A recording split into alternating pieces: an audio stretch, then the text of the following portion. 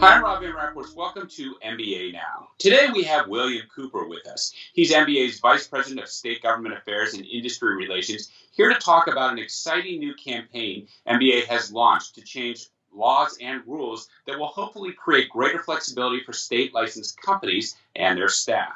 William, thanks so much for being here. Thanks very much, Rob.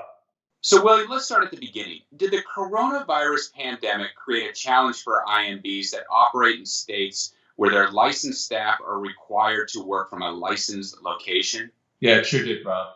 Good question. To their credit, the regulators moved very quickly to issue the kind of written guidance documents and no action letters that our members needed to be able to function in this new paradigm.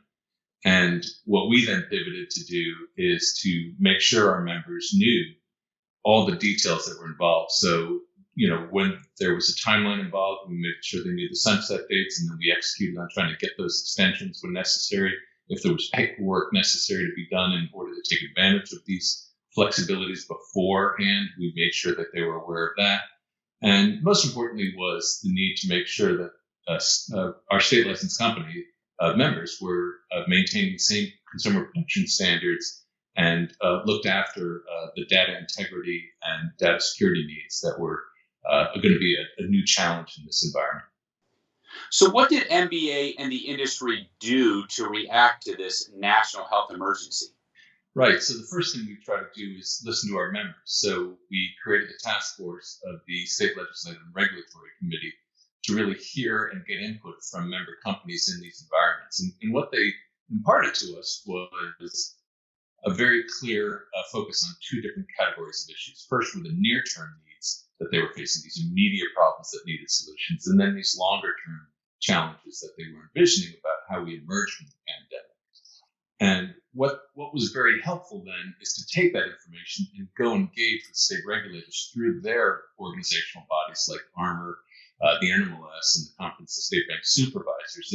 And that very important development that came from that was that a key committee at CSBS, the Non-Depository Supervisory Committee, issued a memorandum to their regulator members that echoed a lot of what MBA had written to CSBS about.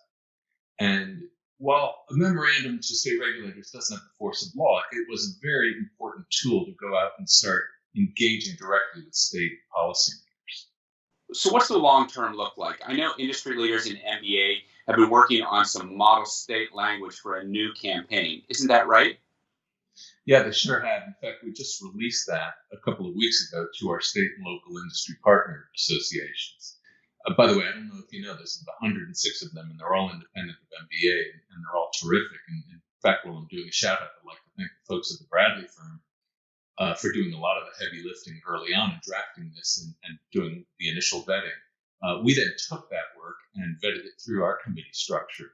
But bottom line, what we're trying to do is apply the lessons of the pandemic to a post-pandemic environment.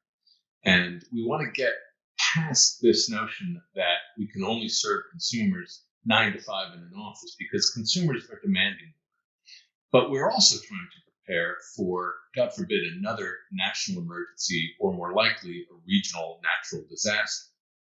We think that there are clear lessons here to be applied, and we've proved that we can work in this environment and do it effectively, and regulators are learning that they can supervise effectively.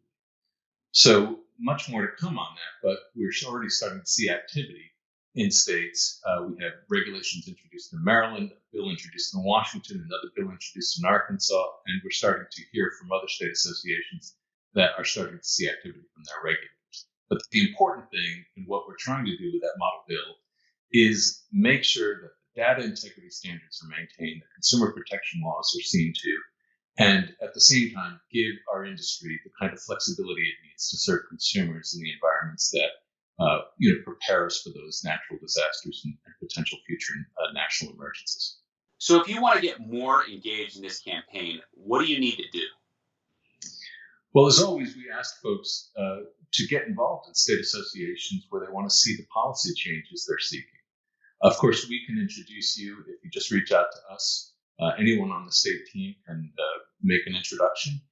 For our part, what we've done is stood up a new website, mba.org/licensing flexibility.